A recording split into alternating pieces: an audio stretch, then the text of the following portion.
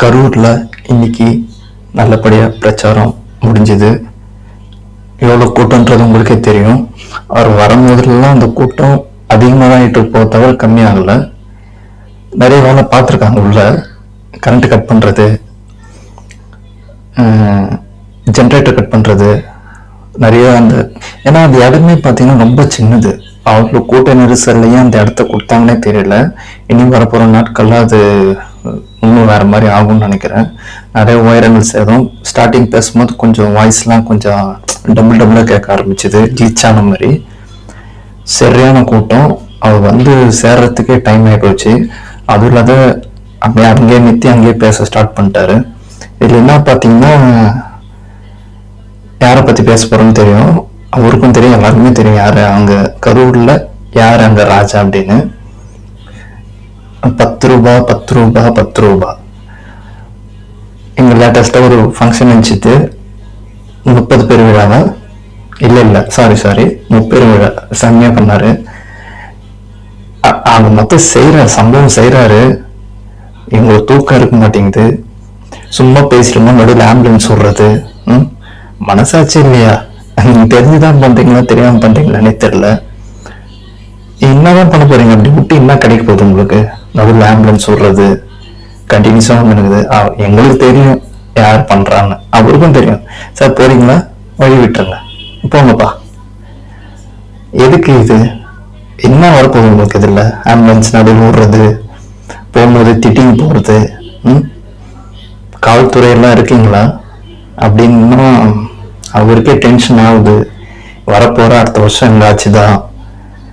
கொஞ்சம் மக்களுக்காக சேவை செய்யுங்க அப்படின்னு ஏதோ செம்மையா பேசி மேல் சிரித்துட்டாரு. ஆனா உண்மையுமே எனக்கு புரியல. அவங்க ஆம்புலன்ஸ் வரும்போது ஒரு போலீஸ் கூட அங்க இல்லை அப்படின்னு எனக்கு ஷாக்கிங்கா இருக்கு. அது வந்து இடையூறா இருக்குன்னா அது கிளியர் பண்றதுக்கு தான் பார்க்கணும். அங்க ஒருத்தர் கூட இல்லை, எல்லாமே வந்து தொண்டர்களும் தான் இருக்காங்களே. எதுக்கு இந்த பாரபட்ச பாக்குறாங்கன்னே தெரியல. அவரை பேச விடக்கூடாது அப்படின்றதுதான் அவங்க கான்செப்ட். அதுக்கெல்லாம் வாய்ப்பே இல்லை. அது என்னதான் பண்ணாலும் பேசிதான் ஆகணும், ஒரு வழி இல்லை. இப்ப நீ நடந்ததும் சேர்த்து இனி வரப்போற நாட்கள்ல அதுக்கான ஸ்டெப் எடுப்பாரு. இதுக்கப்புறம் அந்த குறுகிய இடத்தெல்லாம் பர்மிஷன் கொடுத்தா செய்ய மாட்டோம், நான் நீ பண்றது பண்ணுவேன்னு தான் நீ ஸ்டெப் எடுப்பான்னு நான் நினைக்கிறேன். ஏன்னா அவ்வளவு சின்ன இடத்துல எத்தனையோ பேர் நாடு போட்டு வந்திருக்காங்க. தளபதி தண்ணில எடுத்து கொடுத்து அவங்கள நல்லா இது பண்ணாரு. ஆம்புலன்ஸ்லாம் வர வச்சு அனுப்பிச்சு விட்டுருக்காரு. அவ்வளவு சின்ன இடத்துல கொடுத்து இதெல்லாம் நடக்கணுன்றது தான் அவங்க பிளானாவே இருக்கு, அது தெரியும். பட் தெரிஞ்சிருந்தா நம்ம வரோம்னா எதுக்கு வரணும்? தளபதிக்காக மட்டும்தான் வரும். அடுத்த சிஎம் அவருக்காக இருக்கணும் தான் நாங்க வரோம். நீங்க சும்மா சின்ன இடத்துல கொடுத்துட்டு கூட்ட நெரிசல மக்கள் எப்படியாச்சும் போட்டோம்னு ஒரு எண்ணம் கொடுக்குறீங்க பாத்தீங்களா, அதுதான் நமக்கு மாற போகுது. இனி தளபதியே பார்த்துட்டாரு. இதுக்கப்புறம் அந்த கூட்டம் சின்ன மாதிரி இடத்துல பர்மிஷன் கொடுக்குறதா ரியாக்ட் வேற மாதிரி போது வேண்டாம்னு சொல்லிட்டு போறாரு. நாங்க சொல்றோம் இல்லைன்னா நான் இறங்கி வந்துருவேன், உணவு எதுவும் பண்ண முடியாது. அப்புறம் அன்னைக்கு எப்படி கை கட்டி நின்னீங்களோ அதே மாதிரியும் கை கட்டி தான் நிக்கணும்ன்ற மாதிரி தான் டாபிக் வரப்போகுதுன்னு நினைக்கிறேன். அடுத்தது பாத்தீங்கன்னா செந்தில் பாலாஜி 10 ரூபா 10 ரூபா 10 ரூபா 10 ரூபா 10 ரூபா 10 ரூபா எப்படிலாம் தூக்கி வச்சு பேசினாரு அப்பா.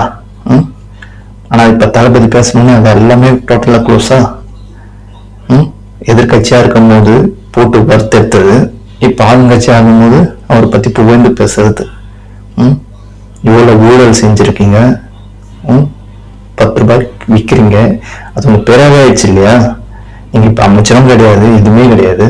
ஆனா அது மாதிரி அதான் மக்கள் என்ன நினைக்கிறாங்களோ அதை அப்படியே எடுத்து வைக்கிறாருங்க. உள்ள இருக்கிறத அப்படியே வெளியே கொண்டு வர்றது. அவரே டென்ஷன் ஆயிட்டாரு. இந்த கூட்டத்தை பார்த்து நெரிசல் ஆகி அது ஒரு குழந்தை மிஸ்ஸிங்ன்ற மாதிரிலாம் சொல்றாங்க. அந்த பாப்பா எப்படியாச்சும் கண்டுபிடிச்சி அவங்க பேரண்ட்ஸ் கிட்ட கொடுத்துருங்க. அதுவும் நம்ம பசங்க தான் பண்ணணும், ஏன்னா அவங்க டிபார்ட்மெண்ட் எதுவும் பண்ண போறது இல்லை. அதுவும் சும்மா வந்து நிக்க தான் போறாங்க. எதுக்கு இப்படி பண்றாங்கன்னு தெரியல.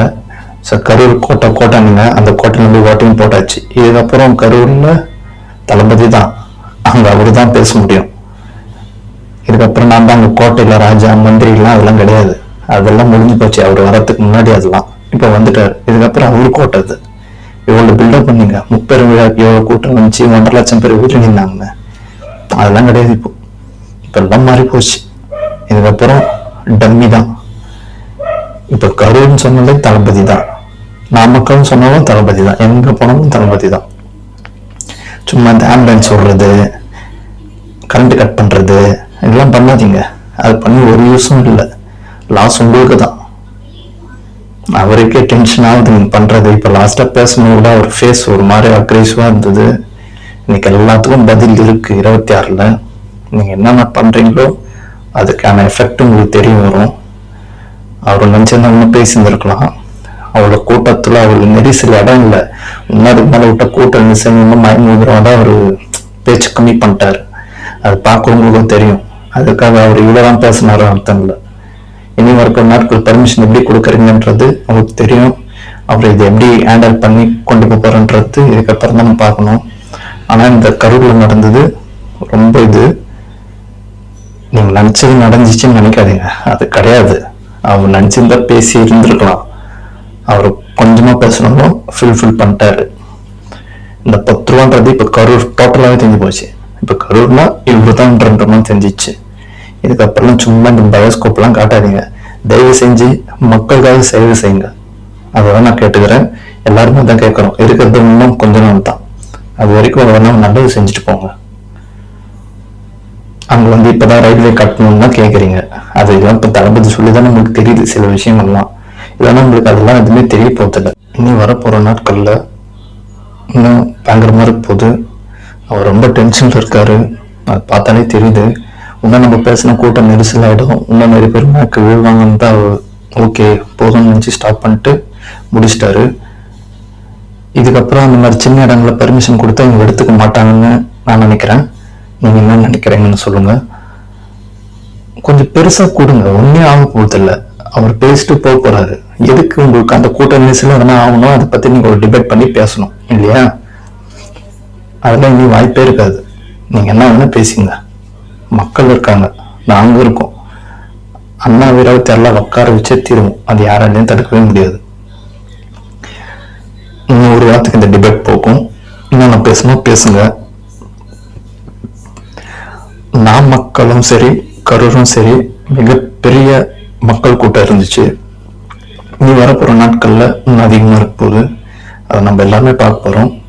இன்னும் பிப்ரவரி வரைக்கும் இதுக்கான மூமெண்ட் போயிட்டே இருக்கும் போது நம்ம எல்லாரும் தளபதியை 26ல உட்கார வைக்கணும். இந்த டிஎம்கேவை காலி பண்ண வைக்கணும். இப்பவும் அதேதான், 2 பேர் தான் போட்டி. ஒன்னு டிவிக்கு, ஒன்னு டிஎம்கே. நல்லதே நடக்கும், வெற்றி நிச்சயம். தேங்க்யூ.